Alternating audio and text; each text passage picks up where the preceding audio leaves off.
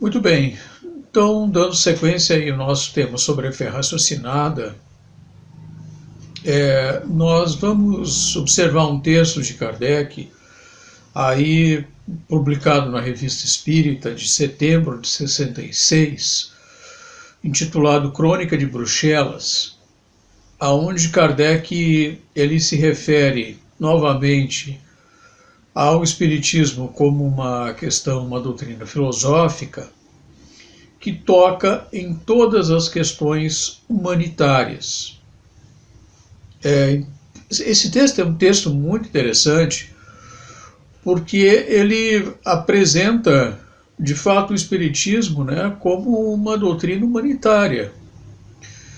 Porque a gente falou no módulo anterior que, na primeira parte desse assunto, né, que o Espiritismo está preocupado com uma questão moral. Ele tem uma filosofia moral. E Kardec, nesse texto, ele diz o seguinte, então: o Espiritismo é uma doutrina filosófica que toca em todas as questões humanitárias, pelas modificações profundas que traz as ideias, faz encarar as coisas de outro ponto de vista. Daí, para o futuro, inevitáveis modificações nas relações sociais. É uma mina fecunda onde as religiões, como as ciências e como as instituições civis, polerão elementos de progresso. Bom, então, Kardec mostra aí que o Espiritismo, né, ele traz profundas modificações das ideias, a compreensão a respeito da vida, da própria sociedade, né? E justamente essas questões que o Espiritismo traz vão fortalecendo uma confiança a respeito da própria vida, né? Das relações, mostrando dentro da lei do progresso que, na verdade, nós estamos numa caminhada, né, uma caminhada de melhoramento, de aprofundamento das nossas potencialidades enquanto seres humanos, aprofundamento da nossa própria humanização. E, portanto, a questão da fé é uma questão que parte de uma própria racionalidade. E essa racionalidade está inserida dentro de uma teoria. Então, nessa continuação do texto, Kardec diz o seguinte: mas porque toca em certas crenças religiosas, não constitui um culto novo, assim como não é um sistema particular de política, de legislação ou de economia social. Seus templos, suas cerimônias e seus sacerdotes estão na imaginação de seus detratores e dos que temem vê-lo tornar-se religião. Bom, então, os textos de Kardec aqui são bastante claros, né? Ele está enfatizando aí que o Espiritismo toca em certas crenças religiosas. Por quê? Porque ele discute temas como Deus, a imortalidade da alma, discute temas como a própria questão da justiça divina, discute temas como perdão, o amor. Então, ele toca nessas questões, né? Mas discute também questões sociais, discute questões humanitárias, né? Tocando também em outras áreas do conhecimento. Então, o Espiritismo tem uma perspectiva assim, multidisciplinar. Isso não significa dizer que o Espiritismo é uma ciência política, não significa dizer que o Espiritismo é uma nova ciência social, não significa dizer que o Espiritismo é uma nova religião. Ele toca em questões particulares que envolvem as diversas áreas do conhecimento humano. E isso é importante a gente entender. Então, na medida que ele faz isso, ele oferece aí um horizonte bastante amplo de reflexão, porque o Espiritismo é uma doutrina de livre pensamento. E o livre pensamento ele tem uma conexão direta, natural, com a própria construção de uma fé raciocinada. Então vejam, nós estamos falando de uma concepção bastante ampla, né, que é a própria doutrina espírita, que é uma ciência filosófica, tem um universo de assuntos aos quais ela abarca, reflete, analisa, mas isso tudo é possível graças a um elemento fundamental que Kardec vai mencionar aí na Revista Espírita de janeiro de 67, que é a questão do livre pensamento. Então, vamos destacar aqui um item, né, para a gente analisar, então. Vamos ver o texto.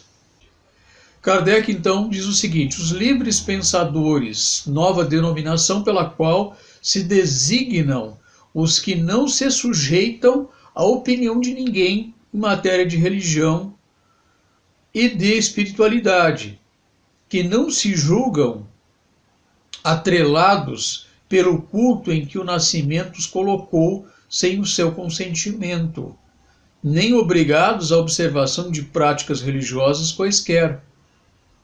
Esta qualificação não especifica nenhuma crença determinada. Pode aplicar-se a todas as nuances do espiritualismo racional, tanto quanto a mais absoluta incredulidade. Toda crença eclética pertence ao livre pensamento. Todo homem que não se guia pela fé cega e por isso mesmo livre pensador. E aí ele conclui então nesse parágrafo dizendo: a este título os espíritas também são livres pensadores. Logicamente, por quê? Porque os espíritas não se contentam em acreditar cegamente em verdades que lhes são colocadas, nem pelos espíritos e nem por ninguém. Quer dizer, todo conhecimento, toda perspectiva de construção do saber tem uma base de racionalidade dentro do espiritismo. Então não é possível a gente imaginar que alguém aceite uma determinada ideia como verdadeira ou uma determinada revelação, entre aspas, como sendo uma revelação aceita sem que se analise, sem que se passe pelo crivo da razão, sem que se compare com outros conhecimentos, sem que se passe pelo bom senso. É muito importante que a gente entenda isso. Né? Seja essa informação vinda dos espíritos, seja essa informação vinda de palestrantes, espíritas ou não, seja essa informação vinda da autoridade ou não de determinados médiuns, porque ninguém tem autoridade suficiente para impor verdades, sem ficar livre do crivo da análise, da crítica. Então, Kardec estava construindo uma visão de que o espírita tem que ter uma postura ativa na reflexão, no conhecimento, na crítica das informações que lhe chegam. Sejam elas espíritas, por informações que estejam associadas ao contexto do movimento espírita, né, e aí por isso que ele se refere, né, ao movimento espírita, ou de outra área, qualquer. Então, o livre pensamento, ele nos dá um ar de liberdade, ele oxigena ideias, ele permite com que nós possamos construir internamente a nossa convicção, analisando, comparando conhecimentos, comparando informações, sem que a gente simplesmente se veja numa posição de aceitar por aceitar, porque alguém supostamente teria autoridade para nos colocar uma verdade de forma dogmática, sem análise. Isto, no Espiritismo, não existe. É muito importante que a gente atente para essa questão. Há muitos espíritas, ainda hoje, que estão aí atrelados a uma concepção de crença, de credulidade, que não entenderam de fato a natureza do espiritismo, ou então que se deixam dominar pelas suas crenças atávicas, né? Que entraram para o espiritismo, mas o espiritismo não entrou às vezes na pessoa. Então a pessoa se deixa levar, então ela deposita uma confiança cega num palestrante, num determinado livro, num determinado médium, né? E aí vai. E a pessoa, no que os espíritos dizem, no espiritismo nada é sagrado. Nada é sagrado. Tudo é passível de crítica, de reflexão, de argumentação, né?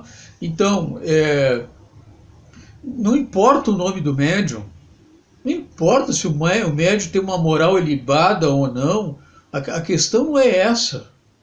Muitas vezes as pessoas confundem.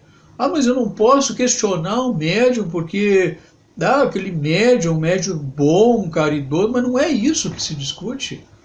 Nós estamos falando aqui da moralidade do médium, ou não é isso que está em jogo. O que está em jogo é informação. Essa é a grande questão. É a informação que chega. Se essa informação tem nexo, se essa informação ela tem uma lógica, ela consegue sobreviver ao crivo da razão, se essa informação ela se coaduna com os princípios fundamentais da filosofia espírita ou não. Tá? Observando os critérios estabelecidos por Kardec. Bom, num outro texto, então, da Revista Espírita, que é um texto na sequência ali de fevereiro de 67, Kardec fala ali do livre pensamento e da livre consciência, né? Livre pensamento e livre consciência, que é um outro texto interessante aí que a gente sugere a leitura. E aí ele diz o seguinte: em sua acepção mais vasta, o livre pensamento significa livre exame, liberdade de consciência, fé raciocinada. Simboliza a emancipação intelectual, a independência moral, complemento da independência física, não quer mais escravos do pensamento, pois o que caracteriza o livre pensador é que este pensa por si mesmo e não pelos outros. Em outros termos, sua opinião lhe é própria. Assim, pode haver livres pensadores em todas as opiniões e em todas as crenças. Nesse sentido, o livre pensamento eleva a dignidade do homem, dele fazendo um ser ativo, inteligente, em vez de uma máquina de crer. Olha, esse aqui é um belo texto de Kardec, mas não é um belo texto porque é um texto, não assim que nos comova, não é isso, é que ele nos chama a razão. É isso, ele chama a racionalidade. Tá? Então ele está mostrando aí que a fé raciocinada, ela deriva do livre pensamento, ela está vinculada ao livre pensamento.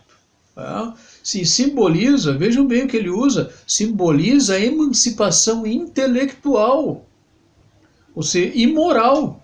Apresenta a ideia da moral autônoma, aonde o próprio indivíduo passa a ser responsável, passa a perceber a possibilidade da sua liberdade de pensamento, da sua liberdade de fazer experiências, sem ter que ficar constrangido a uma ideia que venha de fora, que não possa e tal. No movimento espírita, de uma certa forma, não é? Se a gente pegar aí nos anos 70, houve uma grande resistência quando começou a se falar sobre o estudo dentro das instituições espíritas, né? A importância dos espíritas estudarem o espiritismo. Vejam, isso nos anos 70 do século XX, no Brasil. 78, no Rio Grande do Sul, a Federação Espírita do Rio Grande do Sul lançou a campanha de estudo sistematizado. Quer dizer, e aí se existiam segmentos que diziam, não, mas imagine, estudar o Espiritismo vai criar uma elite intelectual, o Espiritismo, o negócio é fazer a caridade. Quer dizer, então as pessoas não entendiam, ou muitas não entenderam ainda, o sentido de fato do Espiritismo, tá? Que é um processo interior de auto-libertação do ser, das amarras, dos grilhões, das crendices, dos dogmas, da moral heterônoma, que vai dizendo o que a gente tem que fazer. Então o Espiritismo, a doutrina, ele está no indivíduo. E ele é feito, ele surgiu, na verdade, para nos libertar e não para nos amarrar, não para nos aprisionar. Então, o espírita, ele precisa ser um livre pensador e precisa assumir essa perspectiva de pensar por conta própria, com responsabilidade, com análise, com argumentos, tá? Mas ter essa autonomia de pensamento que é o que faz e é o que compõe o que a gente chama de fé raciocinada. É isso que constrói convicção. E a convicção é mais importante do que a crença. Porque a crença muda. Hoje você pode acreditar em tal coisa, você pode acreditar na reencarnação, hoje amanhã não. Pode? Claro que pode. Se a ideia da reencarnação ela não foi construída a tal ponto de virar uma convicção. Como Kardec diz na questão 222 do Livro dos Espíritos, quando ele analisa a ideia da unicidade da existência e a ideia da pluralidade das existências.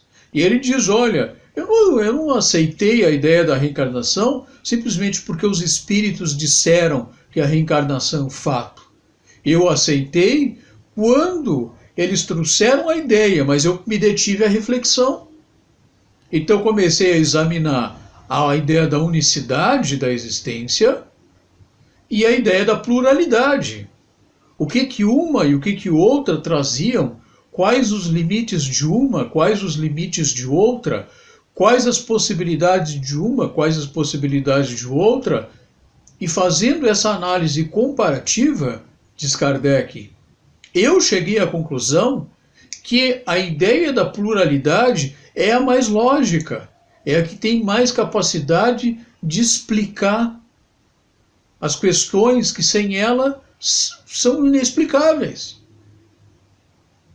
Está percebendo isso? Quer dizer, a questão é construir uma convicção através da análise do raciocínio. É preciso discutir as coisas. Por isso Descartes lá atrás, quando nós discutimos lá no módulo 3º, né, sobre a modernidade, sobre o racionalismo, quando Descartes falava lá atrás que uma das piores tragédias da humanidade é quando ela abre mão da dúvida. Quer dizer, a capacidade da dúvida, da análise crítica, do raciocínio é fundamental para a gente chegar à construção do conhecimento e, por extensão, da própria convicção. Tá? Então, Kardec está colocando essas questões porque o Espiritismo é tributário do racionalismo.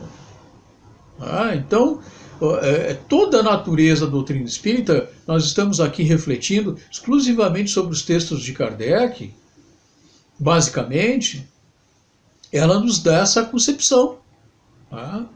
E por isso, então, é interessante a gente observar que a questão da fé, ela pode, e aí eu queria trazer aqui como possibilidade de reflexão, alguns aspectos críticos a respeito da fé. A gente tem então uma diferença, para efeito de estudo, de reflexão, três pontos aqui, né? 3 tipos de fé. Uma fé baseada na crença, que é uma fé fundamentada numa perspectiva teológica, etc. Nós temos uma fé baseada num sentido de benefício e uma fé raciocinada. Então, olha só, começando pela primeira. A fé baseada numa crença é a fé que a pessoa acredita hoje e não acredita amanhã. Então ela tem o quê? Ela tem a ideia, muitas vezes ela acredita porque ela tem medo de não acreditar.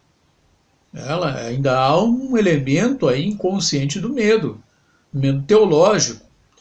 Então, a fé cega, a fé dogmática que Kardec, por vezes e por tantas vezes, a criticou com argumentos, não era uma crítica vazia, ele criticava com argumentos, ela está baseada em alguns pontos. O primeiro deles é a revelação, revelação divina.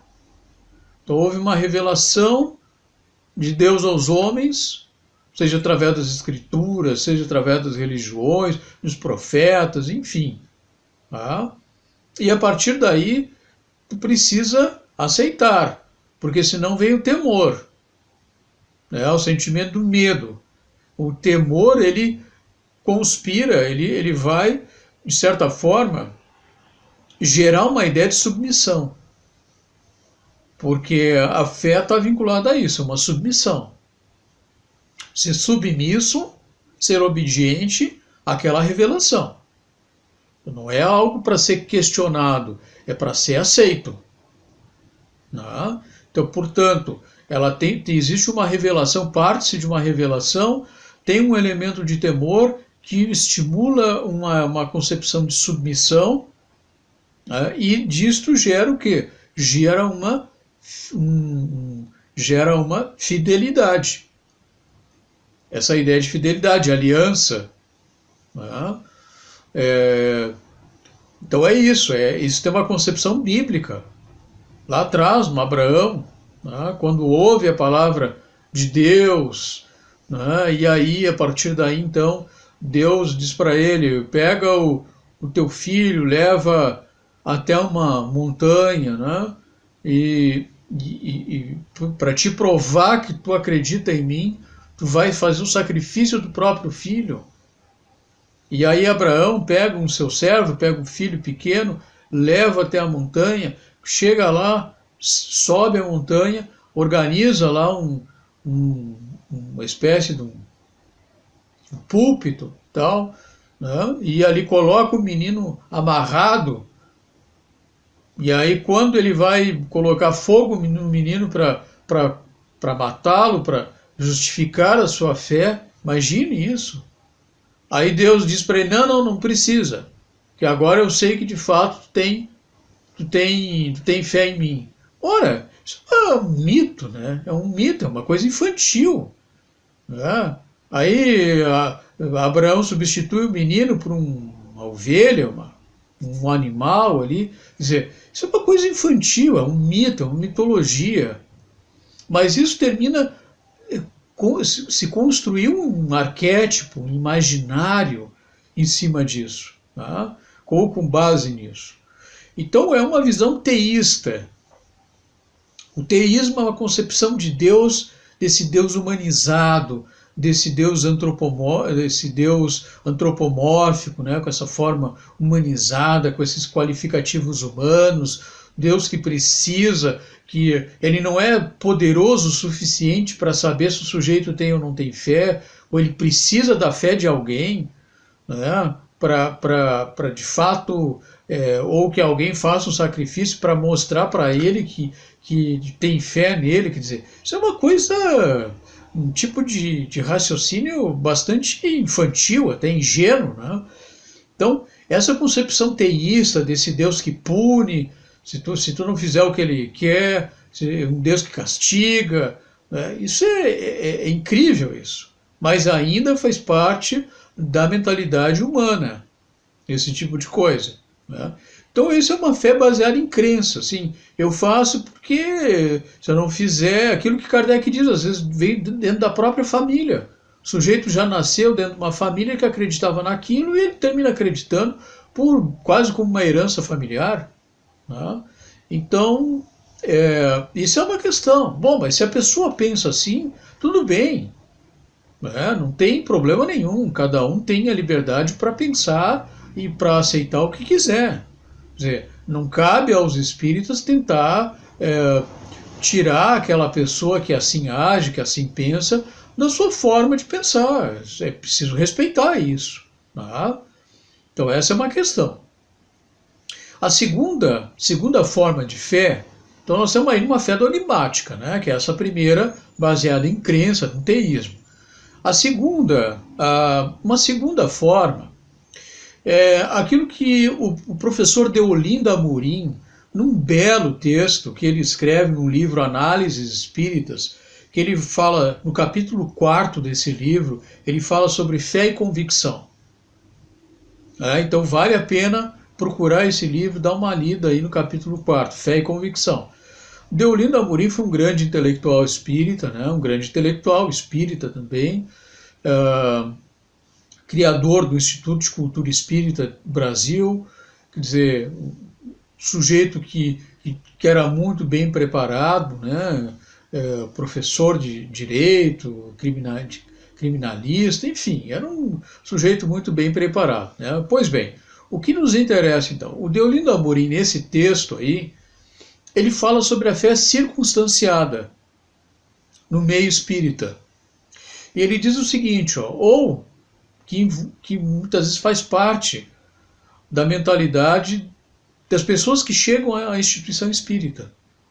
Então ele diz o seguinte, que há uma dependência, né? Muitas vezes aquela fé que assim, a pessoa acredita enquanto ela estiver recebendo algum benefício. Então assim, eu acredito muito no espiritismo. Enquanto eu vou lá, recebo um passe e estou saindo bem. Né? Tá fazendo efeito. Estou me sentindo bem. No momento em que eu não me senti mais bem recebendo passe, etc., acabou a minha crença no espiritismo. Tá? Então, essa visão de uma fé circunstanciada é uma fé que está presa a uma determinada circunstância. No momento que aquela circunstância acabar, a fé acaba. Então, há uma dependência, é uma fé que terceiriza, porque ela joga para outras pessoas, né, a responsabilidade por me, de alguma forma, me ajudar, me fazer bem, aquilo, seja os espíritos, né, seja o passe, enfim, seja o coordenador do grupo de estudo, seja o palestrante, enfim, é alguém que vai trazer alguma coisa para mim, que por me beneficiar, então eu acredito. Tá? Então, é uma fé que está movida por um certo interesse, tem uma mentalidade mágica por trás disso, tá? Que é uma coisa que alguém vai resolver para mim. Então a pessoa está ali acreditando naquilo, mas ela não construiu o raciocínio. É aquela história, no momento que acontece um desafio maior, a fé acaba. Por quê? Porque não era uma convicção, era uma crença. Então essa é uma fé circunstanciada, que está baseada em algum benefício que a pessoa está recebendo. Terminou o benefício, terminou a fé. Tá? Bom, e a terceira, que a gente vai destacar, que é a que nos interessa, é a fé raciocinada, que é uma fé baseada na reflexão, na crítica, na dúvida. O espiritismo não teme a dúvida. O espírita não deveria temer a dúvida. Deveria até se tornar amigo da dúvida. Tá? Duvidar muitas vezes do que ele está acreditando, para que ele possa reconstruir ou reconstruir um conhecimento com bases seguras. E a partir daí, definir a sua convicção. Então, a fé raciocinada trabalha com conhecimento, trabalha com reflexão, trabalha com autonomia, com serenidade, com posicionamento crítico, com convicção. Então, é uma fé que está trabalhando com esses elementos. O que acontece? Muitas vezes uma pessoa chega na sociedade, ela começa ali, ela vem com a sua fé dogmática. Aí ela vem, começa a assistir palestra, começa a gostar, etc. Da fé dogmática, ela vai para uma fé circunstanciada. Então ela começa ali a se sentir bem, receber o passe e tal, e isso fortalece, digamos assim, a sua fé ali no Espiritismo, né? Nessas ideias. Né? E daí ela começa também a estudar. Na medida que ela começa a estudar, ela começa a refletir, analisar, ela começa a ser desafiada a isso, a fazer todo um caminho intelectual de reflexão, de crítica, de análise, de desenvolver sua própria autonomia de pensamento, né, a ter posicionamentos críticos. O que acontece? Ela sai de uma fé circunstanciada e vai para uma fé raciocinada. Então há uma transição aí dentro desse processo. Tá? É um processo de transição gradativo. Mas é importante que as instituições elas se preocupem não apenas em oferecer o benefício que gera essa fé dependente, mas oferecer o conhecimento que gera autonomia. Então a fé raciocinada dentro do Espiritismo, ela é um instrumento, né, que é uma consequência do caminho percorrido de reflexão a partir dos pressupostos da doutrina, dos fundamentos da doutrina, de compreensão, de análise, de debate. Quer dizer, é preciso que os grupos de estudos debatam, discutam, critiquem com argumentos, né, questões, os fundamentos, as ideias que estão inseridas dentro da doutrina espírita, para que a partir daí eles construam, cada um construa individualmente, dentro do seu ritmo próprio, construa suas convicções ou não. Então faz parte isso. Tá? Não dá para ficar naquela concepção dogmática de não, agora nós não vamos debater, nós não vamos discutir, para não gerar perturbação. Não tem sentido dentro do Espiritismo. Não é uma questão de perturbação, é uma questão de reflexão, de análise. Então, quem pensa dessa forma não tem uma fé raciocinada, não construiu, não chegou lá ainda também. Né? Você está coordenando um grupo de estudo, mas não construiu isso, não desenvolveu esses caminhos de reflexão. Ele acha que debate, que crítica, que argumentação é perturbação. Quer dizer, não tem sentido, não entendeu nada do que é Espiritismo e muito menos entendeu Kardec. Né? Muito menos entendeu as obras fundamentais. Então é muito importante que a gente estimule, reflita, para que possamos construir, de fato, dentro dessa natureza que o espírita, do espiritismo, né, de ciência filosófica, a gente possa construir aí uma fé, de fato, raciocinada.